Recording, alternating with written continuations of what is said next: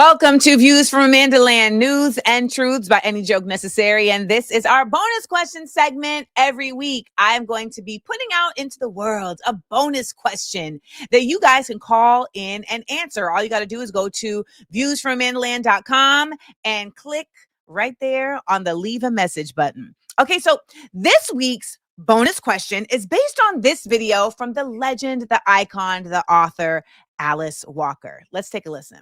There's only one thing I can tell you, and that is be true to whoever you are.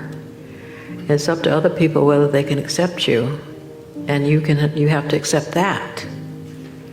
You know, I mean, if they don't, can't, will not, what can you do? You persist. Be more like nature, more accepting of your right to be how you are and to express yourself. I always think of myself as, a tree, basically, producing what it is that I produce. People complain, they used to anyway, why did you do this, why don't you do that? And I can only say that, would you say that to a peach tree? And so this week's bonus question is, what kind of tree are you and why? What kind of tree are you and why? So we got some calls and we about to take a listen to what our viewers here at Views from AmandaLand consider, what trees our viewers at Views from AmandaLand consider themselves to be.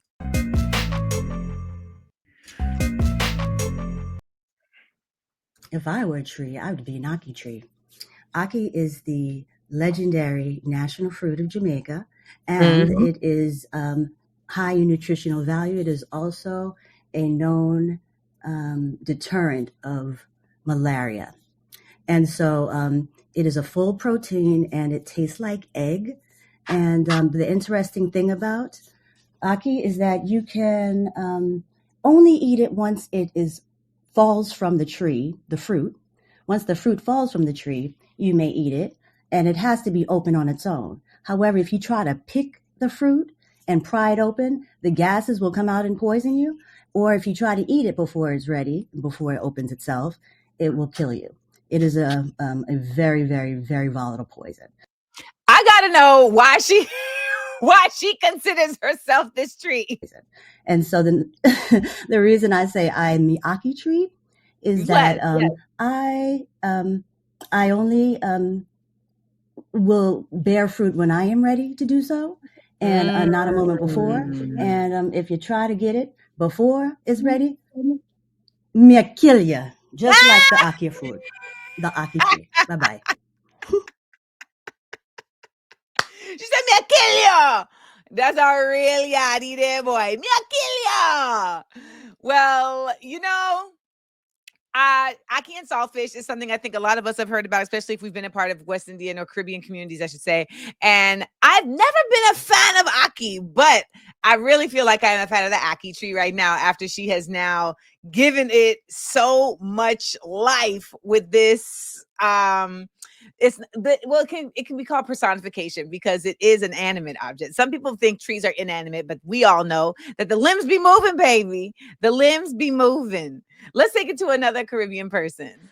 Hi, my name is Erica, aka Virgin Poppy. So I think as far as trees go, I love trees. Trees are awesome. Yes, they are. And the one that kind of embodies my essence, I would say, is probably the Manchineel tree, which was referred to as the little apple of death by the Spanish conquistadors. The fruits of this tree were used to essentially contaminate water supplies of the invading Spaniards. They also used the fruit, the sap of the fruit, or actually, I'm sorry, the tree sap to poison the arrows to ward off the Spaniards. And so I feel like this is actually a pretty apropos reflection of myself in the form of a tree. It's an innocent looking fruit, but then it's incredibly poisonous. So yeah, I feel like that's me. I'm Puerto Rican and Black, so I feel like this is essentially like me as a person in the form of a tree. Okay, bye. in the form of a tree. I remember when I was growing up, and I would go to Grenada. My mom would always, whenever we went to the beach, be like, watch for the Manchineel, watch for the Manchineel. And it was something that you learned very, very early on, that that tree right there is not sea grapes. That tree right there is not a fruit. Don't touch it. Don't play with it. Don't pick it up. Steer clear of the Manchineel. I, however, did not know that it went so far back into its uses. Of course, I mean, now I should know this anyway, that the indigenous people had already peeped game and already found ways to use it to actually be useful in their own preservation and safety. So big up to Virgin Poppy and to the Manchineel tree. Let's take another call. Hello, Miss Seals. If I was a tree, I would be the linden tree. It is known for being a very hardy and adaptable tree. And in the clip, Alice says, what can you do? You persist. And that is what the linden tree does. It can persist in any environment that it's put in, whether the soil is not so great or the air quality is not so great, it can keep growing. And despite being so hardy, it is also soft. It is used for carving, for art, and for carpentry. And it has flowers that are also soft to the touch. And I love that about the tree, that it is hard when it needs to be and it is soft when it needs to be.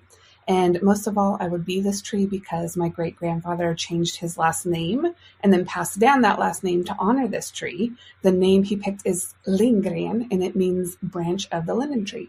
Thank you for everything you do, Miss Seals. We love you. Thank you so much. I like when she said it's hard when it needs to be and it's soft when it needs to be, because I feel like that really is a duality that so many of us exist in. We are hard when we need to be and soft when we need to be. What happens though is sometimes you realize that you're allowing yourself to be in situations where you are needing to be hard so often that you're almost like out of practice of softness. So we got to get our linden tree on, y'all. We got to get our linden tree on. Let's take another call.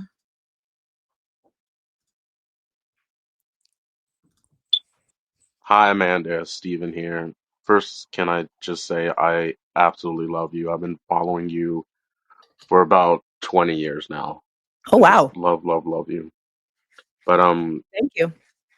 I know it's not a tree, but it's something I've actually thought about recently, and I view myself as a pansy, the flower. Flower. And I know a lot of people don't even know that a pansy is a flower. They just hear pansy and they hear soft and weak, and that's where it comes from. Just soft, weak, feminine. And if there's one thing about a pansy people should know, it's that they are extremely tough. They can grow through extremely difficult environments. They can grow and bloom through snow, and they can grow through concrete.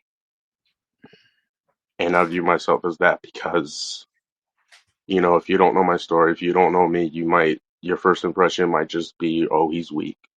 Oh, he's soft. Oh, he's real feminine. But, I'm sorry. You don't know what I had to do to get here. And you don't know what I had to go through and what I had to grow through to get to this point. And I'm extremely proud of myself for going through all that and keeping my softness, not allowing it to turn me hard. Um, I'm sorry. But yeah, and that's given me a lot of strength recently. Just thank you. Love the show. I feel so honored that you felt comfortable enough to share that with us.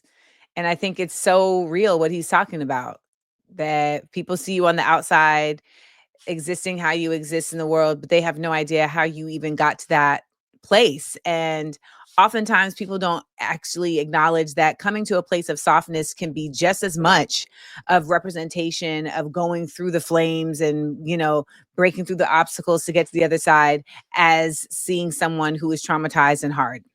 Like, softness does not necessarily have to be representation of privilege and just having everything handed to you. So thank you, Stephen, so much. And we love a pansy. Okay. We love a pansy. I said that I am a mangrove tree. And then we had a couple folks. Well, this person right here said they're a mangrove tree too. Let's take a listen. Hey Amanda, this is Mehdi from South Africa. Long time follower, I love your show. Apparently I am a red mangrove tree, similarly to you. Because I have a magnetic personality that draws people to me, and my friends can find me in warm, sunny, and rainy weather. By the way, I took a WWF quiz for this. She took a quiz. She took a quiz to find this out. Okay. But I did not realize. Well, I guess of course I realized this, but she said, the mangrove, it can be seen in all kinds of weather. And she said that is actually her as well. I am the same. I really feel like the mangrove, its roots are exposed. We just had Stephen call in and he was saying how like people don't really know your journey. And so often people judge you based on things they can't see and they can't see your roots. I feel like I'm a mangrove though, because I am super transparent. Like I really am TMI central. So my roots are exposed, baby. Let's take it to someone else who also took that quiz and see what they got. So I took a little quiz on the World Wildlife Foundation website. It says that I'm a red mangrove, and it's vital to Texas, Louisiana, and Florida coastlines, which I have lived in all states. I'm from Texas, live in Louisiana now, raised in Louisiana, and I lived in Florida for a hot minute. So I feel like I'm a red mangrove. Also, it plays vital roles in those states, but as a human in my family, I played a vital role in my family. So I'm a red mangrove. We love it. We love it. Okay, well, even though they just giving everybody red mangrove, they just giving everybody red mangrove. We gonna take it. We gonna take it. I feel like what's been really cool about these calls is how thoughtful you guys are about just really not only finding out the tree and stating the tree, but like giving us actual facts on the tree. I really think it's super cool. Hello, Miss Seals. If I was a tree, I would be the linden tree. It is known for being a very hardy and adaptable tree. And in the clip, Alice says, "What can you do? You persist." And that is what the linden tree does. It can persist in any environment that it's put in, whether the soil is not so great or the air quality is not so great, it can keep growing. And despite being so hardy, it is also soft. It is used for carving, for art, and for carpentry. Born on the Mississippi River Delta to an evergreen who bore misbeliefs, crossed with the genus come down from Natchez, who they chopped up and used for currency, but back in Africa he was a cotton tree. And me, I'm just a lotus in the bayou at the bottom of a boot, wading in the water with native roots so expansive they were hurricane proof. And in bloom I transmute. Okay, we love a poem. We love a poem. And if you're watching, I know some of y'all are listening on the podcast. If you're watching, you got a little interpretive dance to go along with that. Man, I love our listeners and our viewers here at Views from AmandaLand. That was awesome. Let's hear it one more time. This is by Bayou Lotus. Born on the Mississippi River Delta to an evergreen who bore misbeliefs, crossed with the genus come down from Natchez, who they chopped up and used for currency, but back in Africa he was a cotton tree. And me, I'm just a lotus in the bayou at the bottom of a boot, wading in the water with native roots so expansive they were hurricane proof. And in bloom I transmute. I love it. She said, in bloom, I transmute. Okay. So we got folks that are on here spilling their guts, just telling us their full stories. We got folks on here giving us spoken word poetics. We got folks on here that are teaching like straight up teaching. Let's keep that going. I want to hear about the Argan tree. Hello, Miss Seals. This is Sarah. And if I was a tree, I would be an Argan tree. Like me, the Argan tree is native to the Maghreb.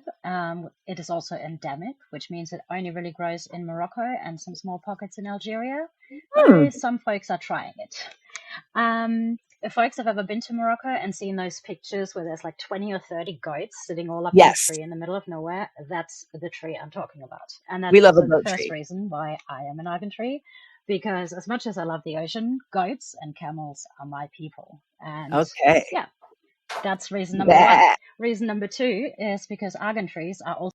I think I just did a sheep, not a goat. But goats are kind of sound like that too, right? Let me not interrupt this young lady. So extremely versatile as someone who just can't pick a lane or a single profession to stick to, that's also very me. Know yourself. I've got a couple of educational facts if people are interested about the Argan tree. So Argan is mostly known and sold as Moroccan oil in the US and overseas in beauty products, particularly in hair care products. But every Moroccan grandma will tell you that olive oil is a lot better for your hair and Argan oil should be used for food. There's actually quite a bit of research that supports that it has the right nutritional properties to help prevent cancer and coronary disease, and unroasted, it is also used for treating skin conditions. It has a really nice nutty flavor, so it should be used cold in cooking, salad, dips, and you can make amla, which is a paste made with almonds, honey, and argan oil, and it's my favorite spread ever. Caring for Argan trees has also become part of the UNESCO Intangible Cultural Heritage of Humanity as of 2021. And Argan trees also play a crucial role in stopping the spread of the Sahara Desert, which is exacerbated due to climate change. So if you get your hands on some argan oil, you're not only protecting cultural heritage, you're also fighting climate change and doing something good for your health. So win, win, win, wins all around. Thank you.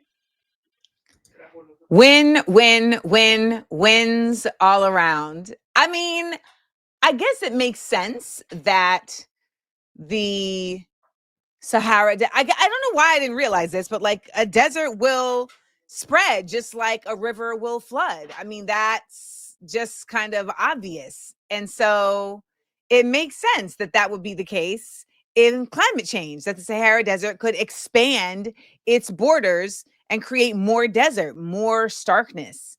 So I guess we got to start getting argan oil for our food, not for her hair. She said, you silly colonizers. And of course, folks in the States are just lapping it up. Well, we lapped up those calls and we've got one last call, and this is my favorite call of the week. I'm a Jurassic Park tree because I love Jurassic Park. I don't even know if there's such a thing as a Jurassic Park tree, but he loves Jurassic Park and I'm with it. I am with it. Y'all, that is our bonus question segment for this week. Make sure to go to AmandaSeals.com or go to viewsfromamandaland.com so that you can chime in on the bonus question.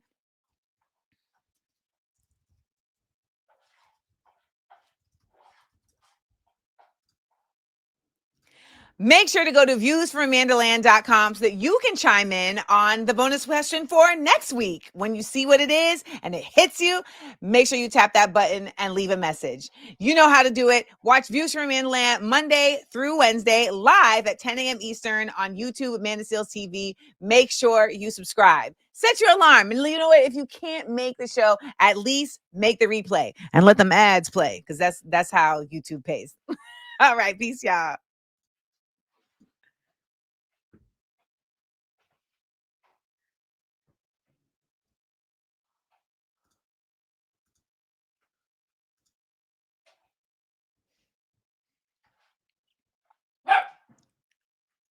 I enjoyed laughing and learning with you.